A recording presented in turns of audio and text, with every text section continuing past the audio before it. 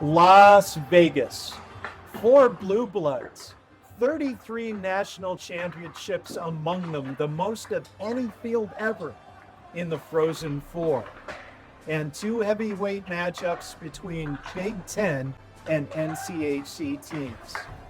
Welcome to Las Vegas. I'm Ed Trefsker, alongside Jim Connolly and Derek Schooley. It's USCHO Live from the Frozen Four. Well, gentlemen, this is going to be a terrific pair of games today. And like we said, this is a big deal. These are big-time teams. They've played well all season. Maybe not Wisconsin, but they played well when it counted.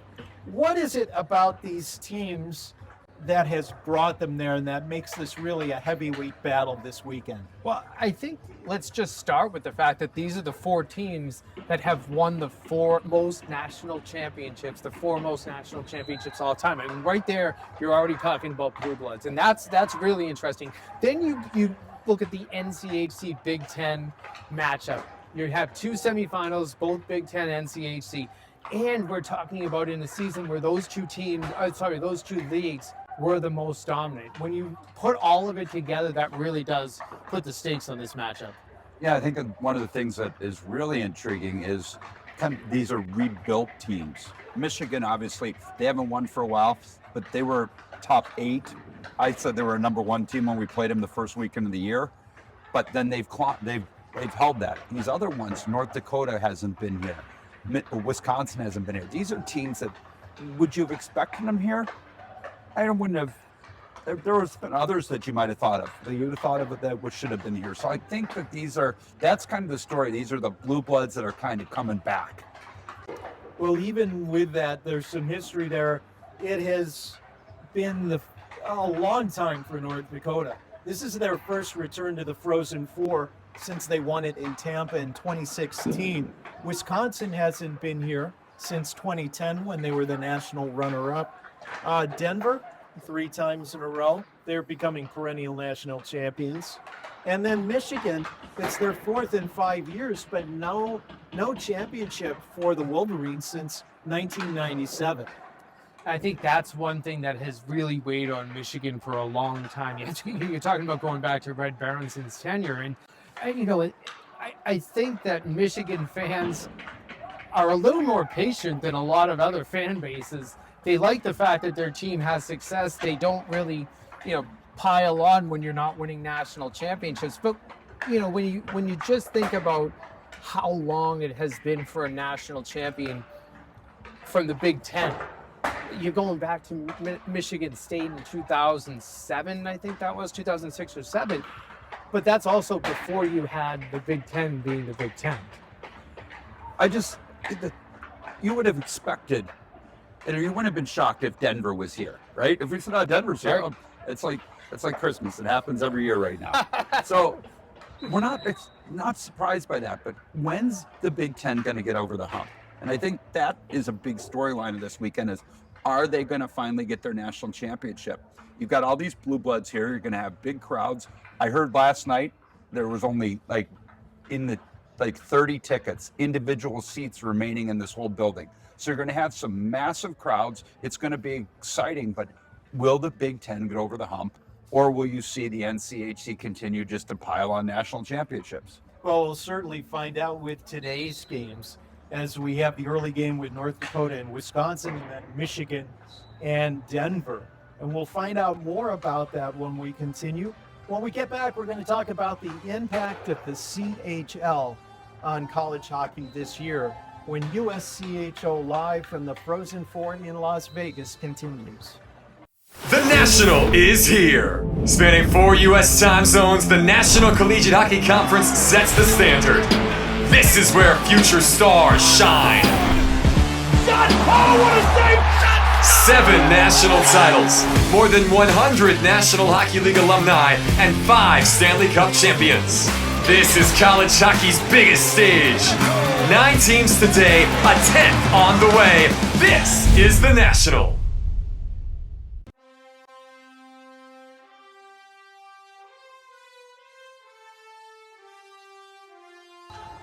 That's North Dakota freshman goaltender Jan Spunar, one of 4 freshmen in the tournament this weekend. all 4 of whom played in the CHL.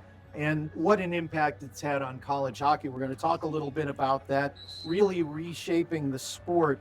And we talked about the numbers from these players. Johnny Hicks, 1.12 goals against, 958 save percentage in 19 games, and he's yet to lose a game. 2.13 goals against for Jack Ivankovic of Michigan, 923 save percentage in 34 games. 1.90 goals against for Spoonar, 917 in 26 games. And then Daniel Hauser, the one who maybe sometimes is missed in the conversation, 2.56 goals against, 899 save percentage in 31 games. Not flashy numbers, but solid enough for an offensive Wisconsin team. So we've seen this all season long. We've watched this. Did the CHL rule alter things with depth for college hockey, or has it altered it more and really changed the whole tenor of the championship? I think when you look at the broader perspective of it all, I think when we were talking about 3-4 years ago, we were talking about, oh, well, it would just open the player pool up. We'll get more players to maybe help, the Atlantic hockey teams, the CCHA teams that were losing to the portal. Well, that's not really what we saw. We saw some really high-end players come out of the CHL at a younger age, at 18 years old. Gavin McKenna, Porter Martone, the 2 names that we're talking about probably the most. But then when we look at who's here in the Frozen Four, it's the goaltenders. There's 11 other players, skaters on these 4 teams that played in the CHL, but it's not those big name players. So it's kind of interesting how this season has gone. I think we've seen it shape the CHL's impact. We've seen it shape differently than maybe we expected 3-4 years ago. But Schools, what do you think as a coach in looking at it? I think the biggest thing is the pool is so much bigger. You're finding players from everywhere. You're finding all these players, and I don't think the CHL anticipated all the guys leaving. I don't think they anticipated Gavin McKenna, Porter Martone. I don't think that was. I think they did this to give us their 20-year-olds or their age-out players, and that couldn't go play pro hockey. And in turn, it's really, we've started getting the big-time players, like you said, McKenna, Martone, Reshny. I mean, you just go down the list of, these are impact players. These are making the pool and the game so much better because we've got this massive pool, but now we get better players because those players are in the game. So this is bringing the health of college hockey up tremendously, and I don't see it stopping, but it's such an interesting that all 4 goalies played in the CHL. And the reason I think it is because they played 60 games a year, 50 games. So right now they're in the middle of their season. So this is the time where they're just kind of getting in their groove, and their groove is now the Frozen Four, to where they've only played 40 games. Yeah. And they're fresher. And right now, instead of the long 50-game season. I want to ask you about teams that did not tap the CHL as much as other teams, and one that might come to mind is Minnesota, that really didn't take advantage of it. If you're not looking at CHL talent, are you falling behind? Yeah, nowadays, I guarantee you now, you see what happens. I think we were all we didn't know what this was. We didn't know what we were going to get. We didn't know how they were going to do in school. We didn't know how you took a 20-year-old from the CHL, and the first thing we said is, oh, we got to watch him in school. They had, all 3 of my guys had straight A's. So it's not as hard as people think. And everybody thought, oh, there's going to be all these fights and this game's going to change. This game is so healthy right now, and our game is getting better and better, and we're going to continue to get better players because of it. I think we talked a lot during the season on our various podcast episodes, how this really is a golden age for college hockey, and the sport, the skill, the play has never been better. Yeah, this year I thought certainly through all 6 conferences you had some sort of talent level in all 6 conferences that opened the eyes. Even in Atlantic hockey and the CCHA, where you maybe didn't see the impact in teams making the NCAA tournaments, their players of the year, their top goaltenders, really strong. I mean, you know it night in, night out in Atlantic, both of you do. But so I think that we've seen a deeper depth of player talent.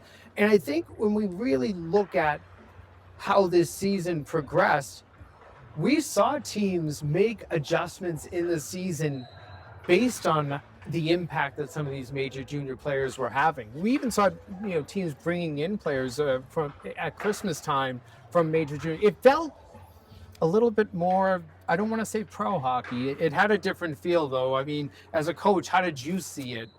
Well, I think it is. It's become transactional. Yeah. It's tough to build the relationships, but you have to build the relationships with your team to win. So you have to continue building your culture. You have to continue building your relationships, but you might only have them for 7 months. Yeah. So you've got to find ways to get to them, because it's not a slow burn. It's, you light the fuse and it's going. Yeah. So you need to do it. You need to do it fast, and whoever adjusts to that or deals with it is going to be better. You talked about Minnesota. They have a major junior commitment this year. I think you see that things have changed, and you don't know how it's going to change, but then when you see it, you got to dive right in. And One quick question puts you sort of on the spot. It may be a layup with these 4 goaltenders, but is a CHL player going to be the key player, maybe the most outstanding player of this tournament? Oh, it's got a possibility. Yeah. I mean, when you're talking about the goaltenders, some of the offensive talent, and when you look at some of the rosters as well, but all 4 of these goaltenders could steal this tournament easily, and it might not even be stealing, but you look at Hicks and the way he's played, Spooner the way he's played. I mean, I think of both of those goaltenders really being the driving forces for their teams. When we come back, we're going to take a look at the early game, North Dakota and Wisconsin, on USCHO Live from the Frozen Four in Las Vegas. I'm Cole Caulfield, and I played college hockey. I'm Adam Fox, and I played college hockey. I'm Jake Gensel, and I played college hockey. I'm Kel McCarr, and I played college hockey.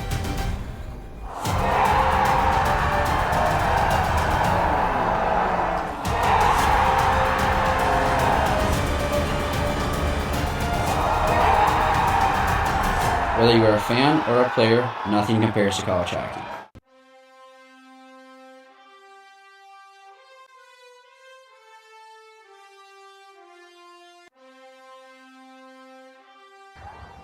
Well, let's start by looking at today's early semifinal, Wisconsin and North Dakota. First time in the Frozen Four since 2016 for North Dakota, which they won in Tampa. First time since 2010 for Wisconsin. They were the runner-up and last one in 2006. So 20 years for the Badgers. North Dakota got here. They really blew through teams in Sioux Falls, 3-0 over Merrimack, 5-0 over Quinnipiac in a game that seemed like it was over in the first period. North Dakota's team profile is amazing. 29-9-1, 3.8 goals per game. 26.7% on the power play, killing off more than 83%, and just allowing 23.5 shots per game. So let's talk about the Fighting Hawks' first year under new head coach Dane Jackson. I always wonder what a first-year head coach does for a program when you get to this stage. We saw it 10 years ago with North Dakota and Brad Berry. So and we've heard a lot of North Dakota fans talking about that already here this week. Listen, this team has played really well and very consistently from the start of the season. This North Dakota team didn't have big lulls. They didn't have a losing streak. They didn't have any weekend in the season that we were saying, boy, last weekend, is North Dakota okay? We were coming on almost every Monday saying, oh, North Dakota had a good weekend. Oh, North Dakota had a good weekend. Oh, they took 4 of 6. They took 5 of 6. That's what North Dakota did. I feel like this is a team that has been consistent, maybe the most consistent of these 4 teams. Well, this is a retooled team. So Dane Jackson, not only the new coach, now he's retooled it with a new roster. They've got a GM in Bryn Chiswick who brought a whole bunch of players in. They've got Reshny, they've got Spooner, they've got a whole bunch of big names. You have Swanson, you go down the list of people that you have. But the one thing I will tell you is, think of what's happening in the National Hockey League right now. They're firing coaches right before the playoffs. They're making a change. There's an immediate impact in that change. Yeah. And that's what Dane Jackson's done here, an immediate change. He probably took a lot of, because an assistant coach, he had a lot of input. He probably took some things, but he's got to put his own spin on it, and his own spins led him here to the Frozen Four. When we talk about Wisconsin, it's a cliche, but it's appropriate in Las Vegas that they've been playing with house money. They were the last at-large team to make it in. They needed Dartmouth to beat Princeton for that to happen. We had them almost written off in January and February after they dropped 6 in a row. And now they are a team that feels like they can do anything. That upset coming back down 3-1 against Michigan State in the regional final and then winning in overtime really showed us a lot about Wisconsin. Not the same kind of flashy goaltending numbers for Daniel Hauser, but it's a team that can really score goals. They can score, and they can score in bunches, as they proved in that regional. Those 2 goals, and I think it was 31 seconds and under 5 minutes left in regulation. That's what got them to overtime. Then the Dexheimer goal, that was a deflection that goes in. I look at this Wisconsin team as just being confident right now, and when you play with that kind of confidence, there's just something in these tournaments, one-game scenarios. I didn't feel like there was panic when they were down 3-1, and there should have been. I would have been. I had kind of figured that game was over when Michigan State got it to 3-1, the way that they protected leads this season. So I was a little bit surprised, and pleasantly surprised for Wisconsin. This is a team that certainly doesn't say no. Yeah, they put pucks to the net. They're good defensively. Like you said, this would have been, if they would have went 3-3 in that 6-game stretch, I think everybody would have had them a favorite. But that 6-game stretch really cost them in everybody's eyes and opinions. That's why we're sitting here going, they're playing with house money. But they just had maybe one of those or 2 of those games flip. Then it's a different story, and we're not thinking, oh, this is a Cinderella story. This is a coaching staff that's been here. This isn't phasing this coaching staff. I was down, I talked to their hockey ops, Luke Regner. He worked for me. I go, how's this compare? He goes, we've been here. We've been to the Frozen Four before. We just need our players to realize that they're here and not to get caught in the moment. We're here. We're doing things the right way. Don't get caught in the moment. Both teams have been very good on the power play, but if maybe there is a weak spot for Wisconsin, 70.9% on the penalty kill. They've obviously got to stay out of the box, but how does that match up, and how in general do we see these 2 teams aligning with each other in today's early game? Well, I think special teams, if it plays a factor in the game, that's when you might see some difference makers in there. But we get into these games in the tournament, I always feel like we only get 2 or 3 penalties, maybe 4 or 5. You don't get 8 power plays a game in these tournament games. We didn't see it in the regionals. I guess we saw a couple of regional games that you ended up with 11 power plays between the 2, but I think those are fewer and far between. See, I'm thinking there's going to be more power plays because you're going to get all these teams are Western teams, right? So you're going to get Eastern referees. You have to. Yeah. So you're going to get referees that have not seen these teams, have not called their style, and they're going to have to find their way through the game. And what'll happen will be, before you know it, there'll be 3 power plays in the first period. Then there'll be another 2, and then they'll find their way, and then you're looking at 6. So, I mean, you could think of some of the tournament games. Think of Buffalo, where Denver didn't challenge the one against UMass. Major, yeah. How many penalties were in that game? Oh, in majors. Yes, majors. So it just depends how this game's going to kind of take over its life of its own. And new referees, Eastern referees, they call it different than Western referees. And you have to think that the players will dictate that a little bit too. You could see a little excitement, over enthusiasm early, throw that hit that kind of crosses the line, and next thing you've taken a penalty. And you go back to that UMass Denver game in Buffalo, that's what it was. They were taking runs, big hits. I mean, at the end of with 2 majors plus 1 that didn't get challenged in that game. You don't usually see that in an NCAA semifinal. So for the 2 teams, let's start with North Dakota. What does a winning North Dakota game look like today? Up-tempo, fast-paced, limit the shot count, and a really good goaltending performance, because they have seen that is what they're used to getting right now. Embracing the moment. I think you're going to see that from all the teams. But let's face it, North Dakota has always been under pressure. They're always under pressure to get here, and now they're under pressure to win. So I think this new retooled team, first-year head coach, embrace the moment. And you talk about pressure. Maybe Wisconsin's not feeling as much pressure. Maybe they're not feeling pressure at all because they've shown themselves to get here. But what does a Wisconsin winning game look like today? Well, I think that Wisconsin just has to stay loose like they've been. They were loose, and you could see that when they played in Worcester.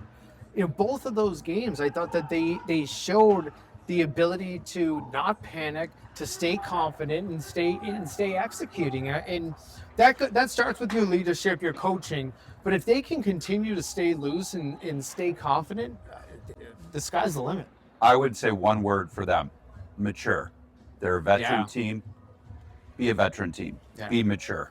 I keep saying embrace the moment. Don't let the moment be too big.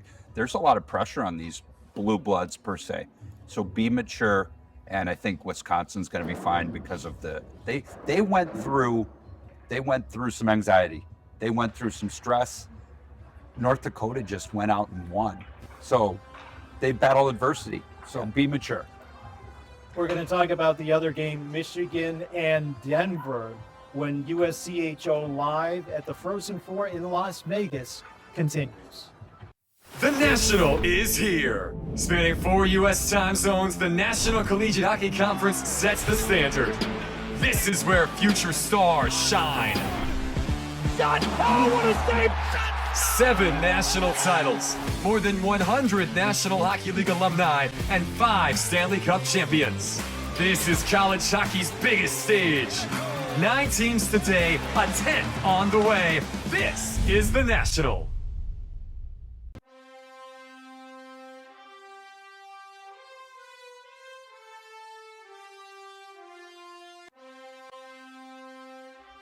The late semifinal, Michigan versus Denver, the hottest offense in the country versus the hottest goaltender in the tournament. Michigan, 4.56 goals per game, which sounds like Maine back in the day. 43 for 136, 31.6% on the power play.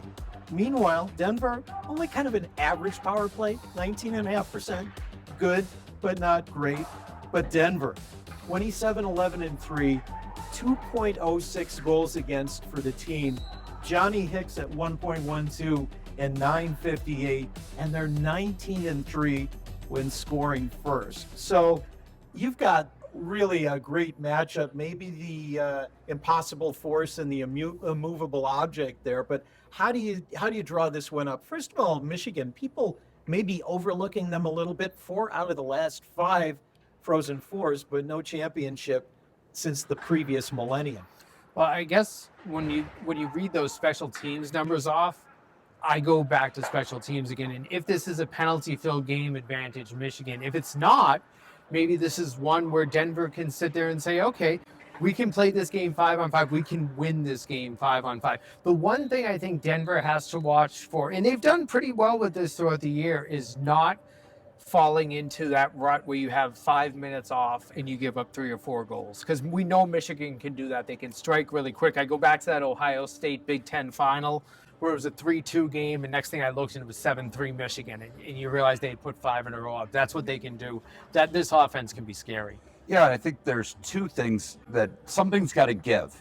Michigan 24 and 3 when they score first. Denver 19 and 3 when they score first. Somebody's got to score first. So how does that give? How does the start happen for these teams? What's their start? And like you said, the other thing that's got to give, Johnny Hicks's video game numbers compared to Michigan's video game numbers. They both have unbelievable off-the-chart numbers.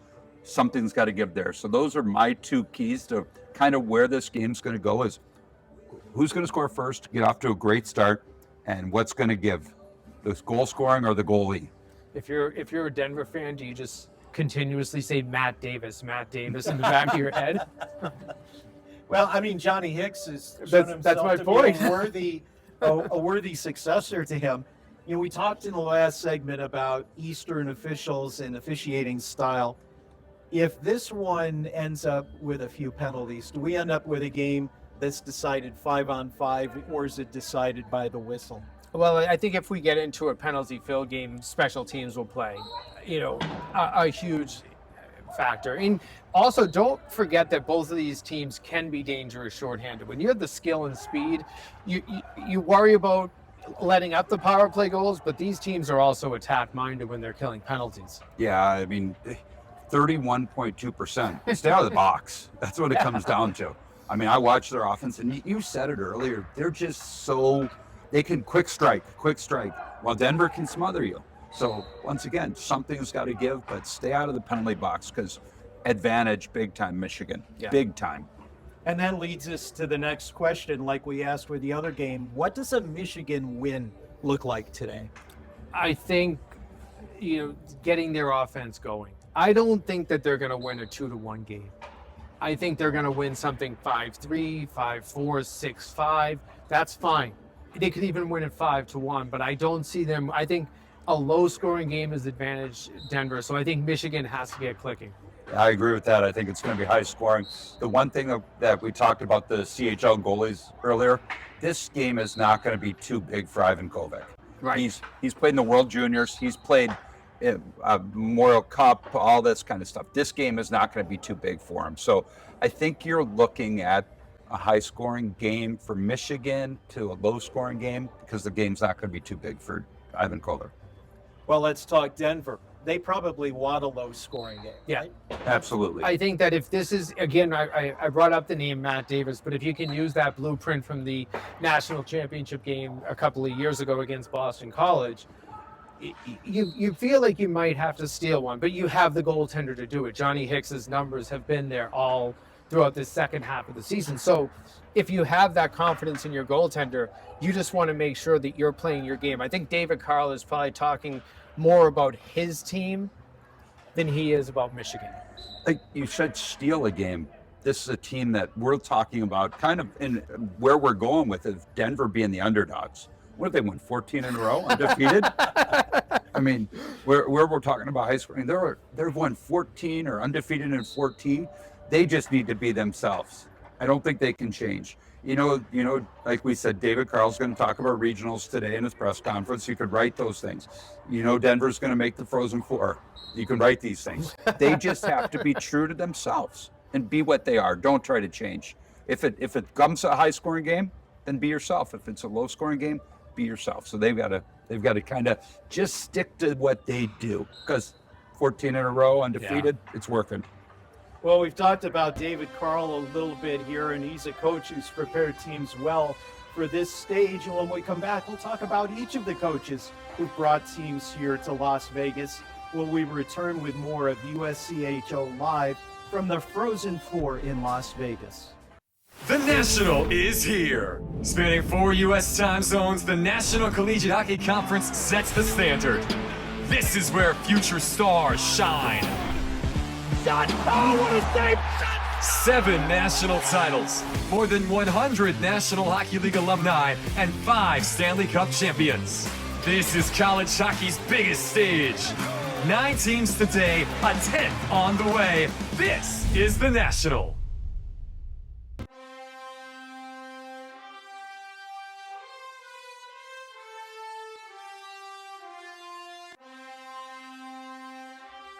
We're going to talk about the coaches of the 4 teams here in the Frozen Four in Las Vegas, and one who's become no stranger to the Frozen Four or championships is Denver's David Carl. He's been here, he's won here. His team always looks tournament ready. 3rd straight Frozen Four, they're looking for title number 11. They already have the most at 10. What is it about David Carl that makes him so good? I think for one thing, I know that he's very detailed oriented. That's always, I think, a strong suit of any good coach. But at the same time, I think there's a level of expectation that he will be here. I think he's disappointed every single time his team doesn't get to a Frozen Four. That's just his reality. That's become what he has for an expectation. So, we haven't in my lifetime seen a lot of teams that are this dominant. But the dominance that Denver, and quiet dominance, as we say on our Monday podcast, because you maybe don't pay enough attention to them in the Mountain Time Zone all season.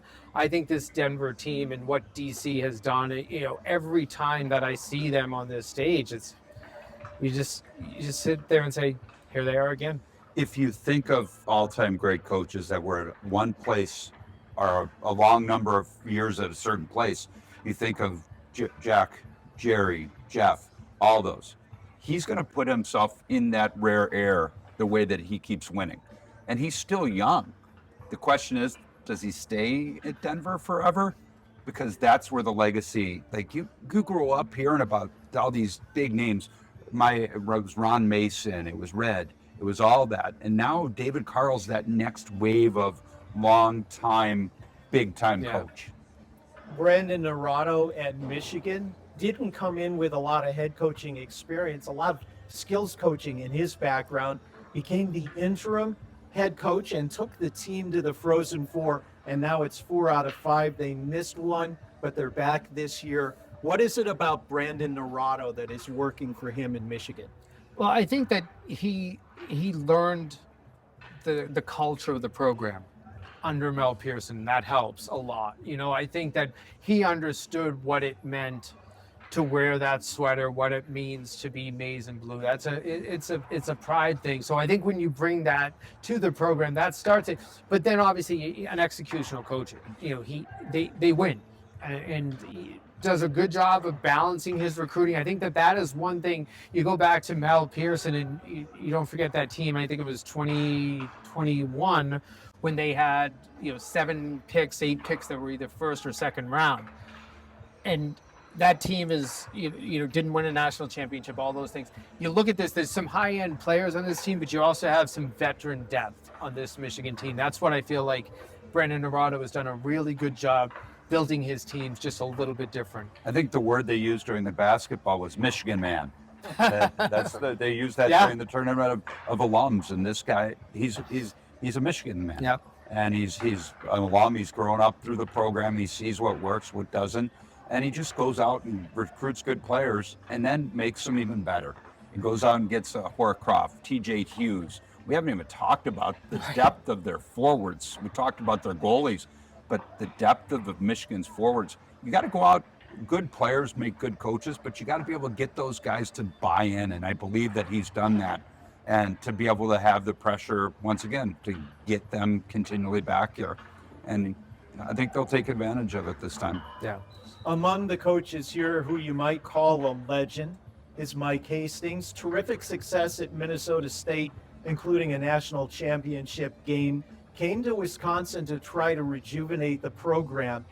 And last year, an anomaly both for Wisconsin and for Mike Hastings, the only losing season ever in his head coaching career. What does a guy like Mike Hastings bring to the table for these Badgers? Just experience. It's just being in so many different situations, whether it was at Minnesota State, whether you go back to the USHL and what he did in Omaha, and now he's come into Wisconsin. And listen, this has not been easy for him. They did not, the last season, I don't know how to describe it. It was just a difficult year. And I think that this year, when you saw that 6-game losing streak, people were saying, oh, here we go. Well, this is what we were expecting. This is the Wisconsin team. They're not really that good. No, they are. And he's a great coach, and he's built a good staff and a good team around him. I'm into the one-word answers about somebody. He's a winner. Yeah. He's a winner. And I think he's going to bring that to his team, his legacy of winning, his experience in winning, and his confidence in winning. Winner. There's a calm confidence about Mike Hastings that I'm sure rubs off on the team. You think he's calm? He can go. I was their site rep for one of the NCAA tournaments when I was on the committee. Oh, he's I would say fiery too. Okay. Well, we always see the nice side of Mike Hastings, but you got to be all kinds of emotions as a coach. Dane Jackson was on the staff in 2016 when North Dakota won its last national championship, and now he's an anomaly here as a first-year head coach, but a guy who's had a long coaching career and even was sort of a coach as a player. What do we see from Dane Jackson in this totally rejuvenated North Dakota? Well, I liked, School said this earlier, he's carried on some of the legacy from Brad Berry, but he's put his spin on it. And I think you see his his thumbprint on this, and that is really what separates this team out. Is it's being led. It feels like it's probably a little bit of same old, but it's the little differentiation, and you might have a better pulse as to what that differentiation even is. But yeah, I do look at Dane Jackson, and this team plays different for him. Yeah, it's like I said before, the one thing that the new coach brings a different energy and a different life. Yeah. And that's why sometimes having new assistant coaches every once in a while isn't a bad thing, because they bring something new to the table. He's brought something new to the table, and I bet he's not afraid to make mistakes. Right. As a young, because he's a young guy, so he's willing to try things. He's willing to experiment. I don't know this for a fact, but I'm guessing I was a lot more openness to trying new things than I am after 20 plus years as a coach, because you get set in your ways a little bit. So he's bringing that newness to the table. Each of these coaches has had to prepare their team for this. One last thing on coaches. What do we look for during the game? Adjustments, reactions, matchups of lines. What are things we should look for in that, Derek? I think one thing that you're going to look for really early is how much you can get your best players on the ice, because I think the first shift or two are going to be shorter. So can you get your best players on the ice at the beginning, and how much you can do it? And I think you just got to take the game as it comes with your adjustments. They know each other so well. They've played each other numerous times as far as watching video, and Hasty coached against North Dakota. But once again, there's still some newness, but take the game as it comes. Watch your shift lengths at the beginning and see who scores the first goal in all the games. And we sometimes forget, you just brought it up, TV timeouts will allow you to roll your first line a lot more out there. 2.5 minute timeouts 3 times a period. You're almost, it's almost like going to intermission. I mean, 2.5 minutes is a long time for those players to rest. And sometimes going back, like if it's a carryover, so the 10-minute media timeout doesn't come till 7 minutes because of a power play or something. Then next thing you know, you're having a whistle after 4. You can play your best players more. Yeah. And that's why a lot of the leagues have gone to 1 timeout or 2 timeouts. So you have to use your depth. We're going to come back to wrap things up with one last look forward at today's games when US CHL Live from the Frozen 4 in Las Vegas continues. I'm Cole Caulfield, and I played college hockey. I'm Adam Fox, and I played college hockey. I'm Jake Gensel, and I played college hockey. I'm Cale McCarr, and I played college hockey.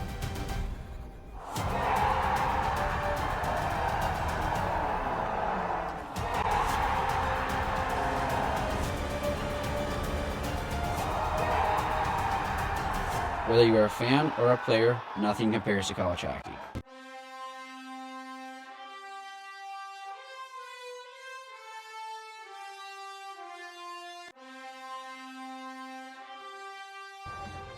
Before we break, what are you looking forward to today? What are you looking for in the games today?